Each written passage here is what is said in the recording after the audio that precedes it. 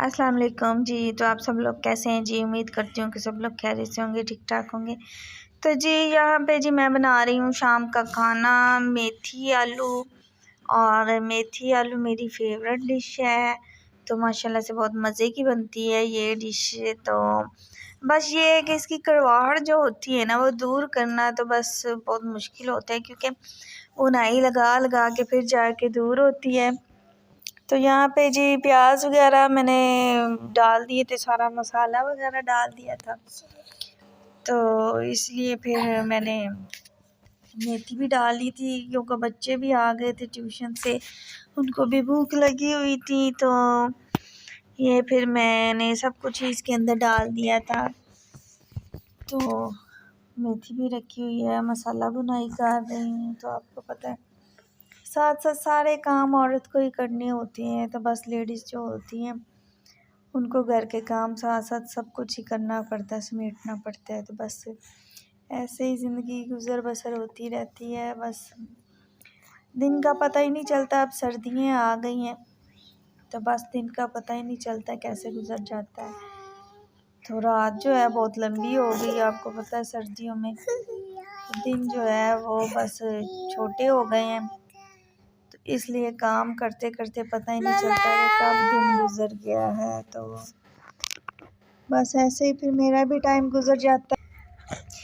तो यहाँ पे जी मेथी मैंने इसके अंदर डाल दी थी, तो मैंने फिर थोड़ी देर के बाद देखा है इसको, तो ये ना मध्यम सी हो गई थी।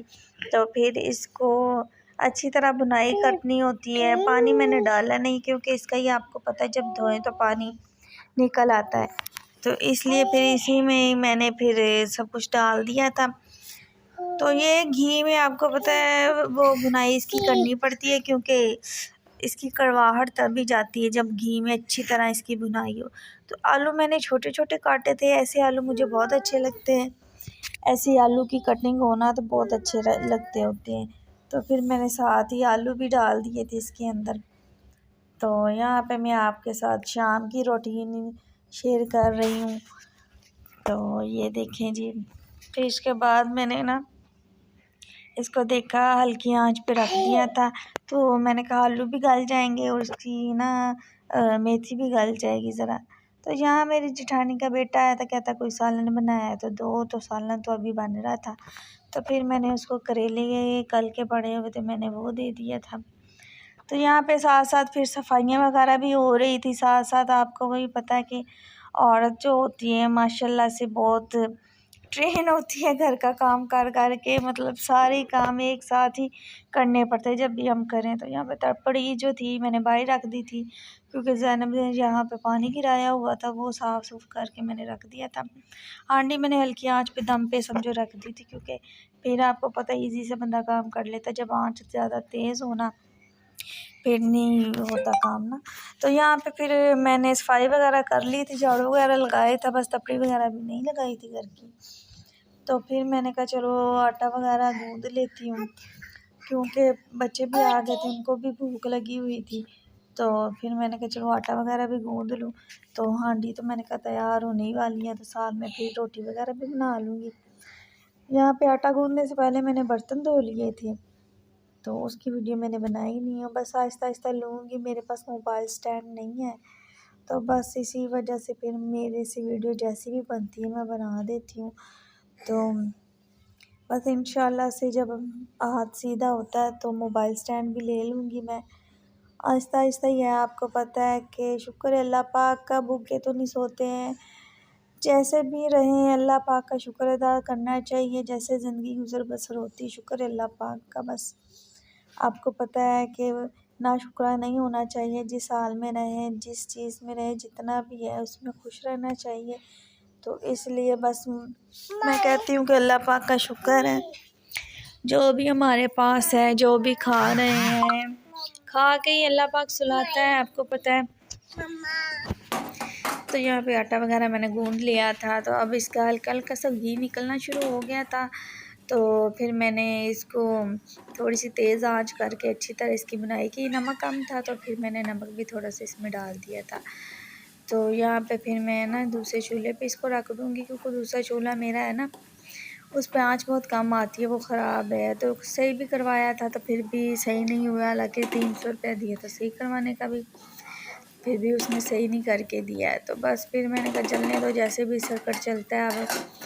तो यहाँ पे फिर ये उस दूसरे चूल्हे पे रखूँगी। तो यहाँ पे जी इब्राहिम आ रहा था, कहता मुझे सालन दो, और तो मैंने कहा देती हूँ अभी। तो रोटी पड़ी हुई थी, वो पहले मैंने इनको दे दी थी, मैंने कहा ये खाओ, फिर बाद में और बना के देती हूँ मैं। तो यहाँ पे जी फिर मैंने सालन इनको डाल के दे दिया था। तवा रख दिया, तो मैंने कहा थोड़ा सा गर्म हो ले, क्योंकि आँच आती है ना तो कम हो जाती है, तो हीटिंग बहुत कम है ना, तो इसलिए फिर मैं थोड़ी देर रख देती हूँ ताकि गर्म अच्छी तरह हो जाए। तो फिर बाद में मैंने कहा रोटी डालूँगी। तो यहाँ पे फिर मैंने ना आटा वगैरह गूँध दिया था। ये आटे के ऊपर मैं ना हमेशा ये शॉपर सा चढ़ा के रखती हूँ, क्योंकि इससे आटे के ऊपर ना सिकरी आती है, तो ना ही वो कोई चीज़ होती है ऊपर ना, मतलब कि काला वगैरह भी आटा नहीं होता, तो सिकरी वगैरह भी नहीं आती है इसके ऊपर ना, इसलिए शॉपर चढ़ा कर। ये आइडिया मेरी बहन का था, तो ये उन्होंने मुझे बताया कि ऐसे ही करते, नहीं तो मैं तो पोना वगैरह ऊपर देती या प्लेट ना, तो पोना वगैरह भी दें तो आटे से स्मेल सी आना लग जाती है। तो अगर हम वो दें प्लेट वगैरह तो सिकरी हो जाती है, आटे के ऊपर खुश्क हो जाता है। तो यहाँ पे 3 पेड़े मैंने कर लिए थे, तो फिर मैंने आटा रख दिया था, क्योंकि 3 रोटियाँ बनानी होती है मैंने बच्चों के लिए बस। और जब मियाँ जी आ जाते हैं तो फिर मियाँ जी के लिए स्पेशल अलग से फिर रोटी बनाती हूँ मैं ना, गरम गरम। आपको पता है सारा दिन काम पे होते हैं, तो उनको रोटी भी अच्छी ना मिले तो फ़ायदा क्या हम बीवियों को फ़ायदा क्या कि ताज़ी रोटी भी नहीं दे सकते हम उनको, हमारे लिए इतनी मुश्किलें उठाते हैं, तो आपको बताइए। तो वैसे भी वो भी एतराज़ ही करते हैं, तो मैं जब भी वो आते हैं तो मैं उनको ताज़ी रोटी ही बना के देती हूँ, रोटी बना के नहीं रखती हूँ। मैंने कहा गरम गरम ना सालन के साथ अच्छी लगती है। तो जी मेरी वीडियो आपको अच्छी लगे तो लाइक शेयर सब्सक्राइब ज़रूर कीजिएगा जी।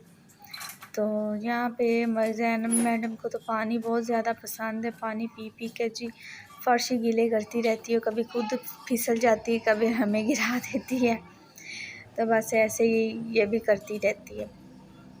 तो बच्चे पकड़ते देती नहीं, बोतलें पकड़ पकड़ के पानी पीती रहती, खुद भी गीली होती रहती, बाहर टब पड़ा उसमें भी जा जा के बस इसने गीला ही होता है, मेरा काम ही बढ़ाना होता है इसने भी। यहाँ पे हमारी मरजान खाना खा रही थी जी अब। तो अल्लाह हाफिज़।